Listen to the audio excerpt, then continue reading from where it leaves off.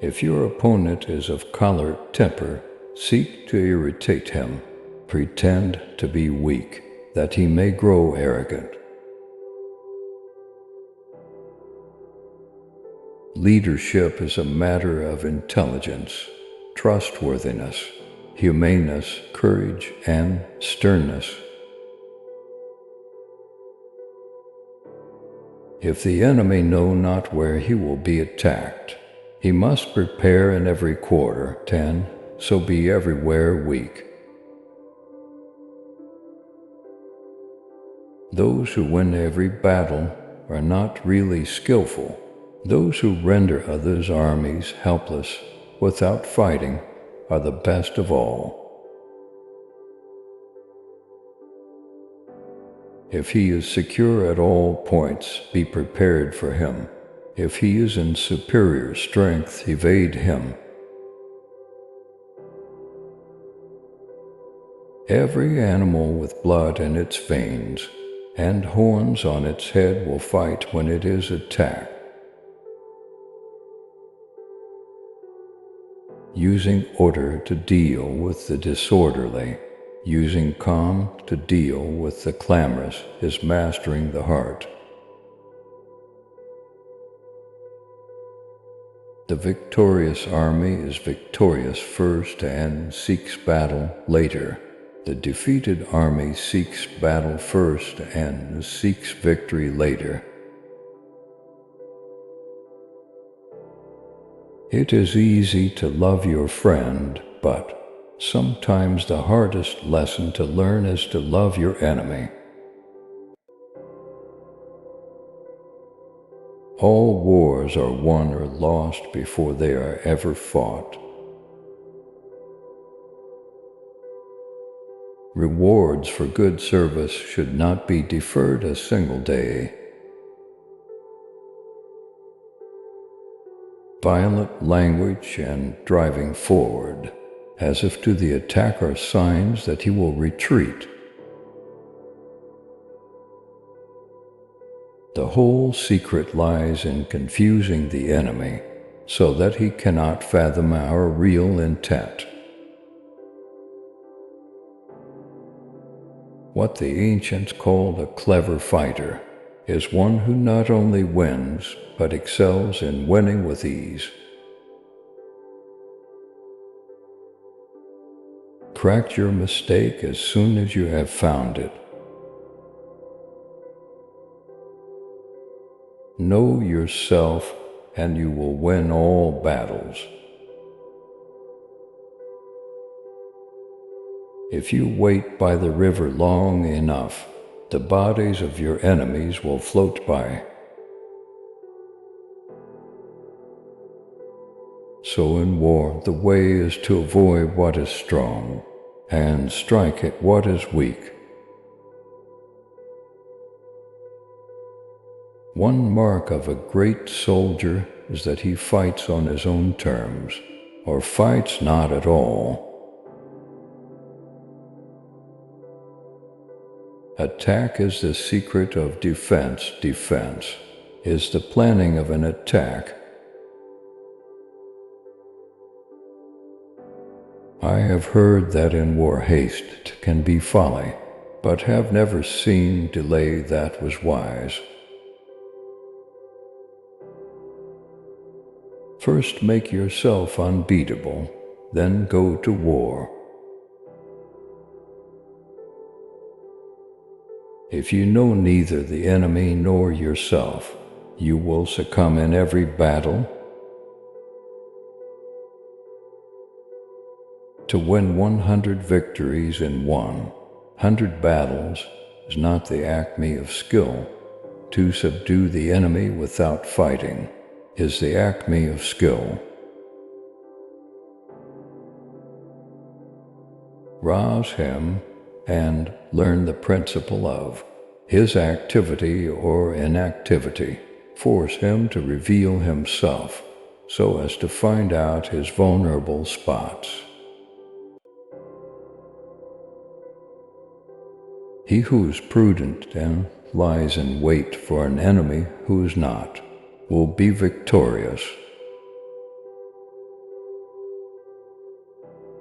When one treats people with benevolence, justice, and righteousness and reposes confidence in them, the army will be united in mind and all will be happy to serve their leaders. A leader leads by example, not by force. Winning isn't enough, the acme of all.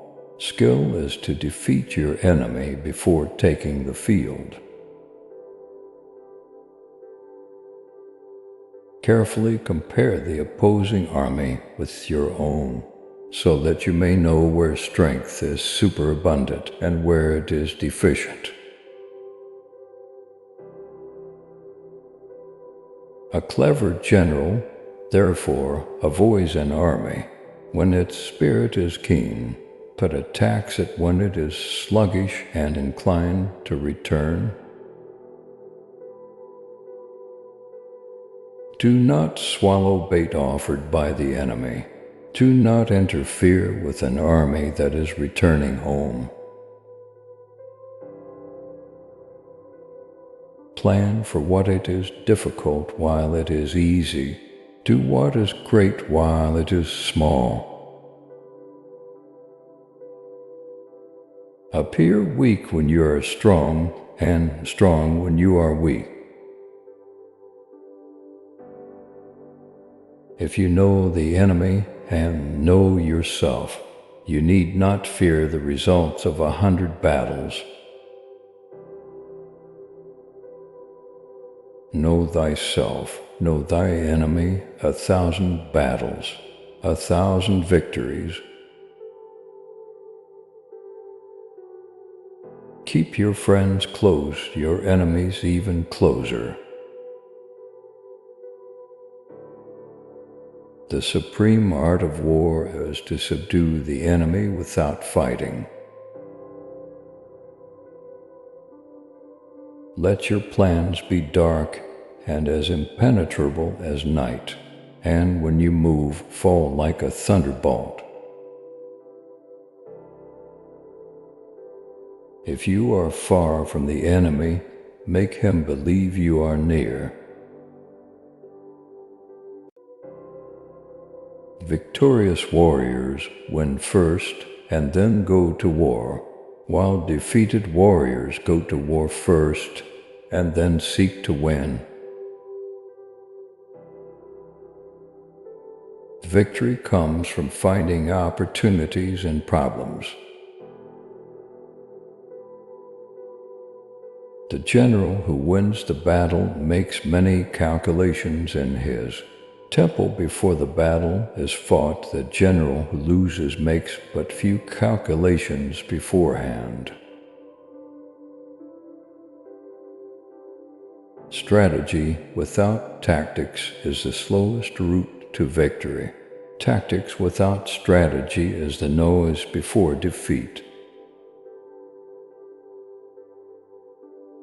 Do not engage an enemy more powerful than you, and if it is unavoidable and you do have to engage, then make sure you engage it on your terms, not on your enemy's terms.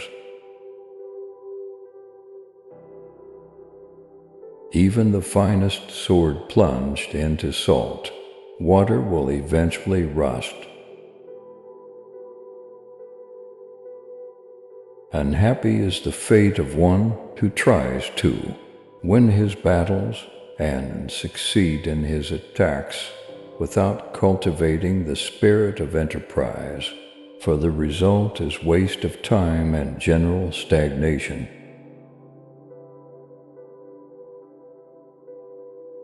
The greatest victory is that which requires no battle. The quality of decision is like the well-timed swoop of a falcon, which enables it to strike and destroy its victim. It is more important to outthink your enemy than to outfight him. Move swift as the wind and closely formed as the wood. Attack like the fire and be still as the mountain. He will win who knows when to fight and when not to fight. The skillful employer of men will employ the wise man, the brave man, the covetous man, and the stupid man. Treat your men as you would your own beloved sons, and they will follow you into the deepest valley. When the enemy is relaxed, make them toil. When full, starve them. When settled, make them move. Convince your enemy that he will gain very little by attacking you. This will diminish his enthusiasm. He will win who prepared himself, waits to take the enemy unprepared. Sweat more during peace, bleed less during war. All men can see these tactics whereby I conquer, but what none can see is the strategy out of which victory is evolved. Concentrate your energy and hoard your strength. The opportunity of defeating the enemy is provided by the enemy himself. When envoys are sent with compliments in their mouths, it is a sign that the enemy wishes for a truce. If ignorant both of your enemy and yourself, you are certain to be in peril. If ignorant both of your enemy and yourself, you are certain to be in peril. The art of giving orders is not to try to rectify the minor blunders and not to be swayed by petty doubts. The line between disorder and order lies in logistics.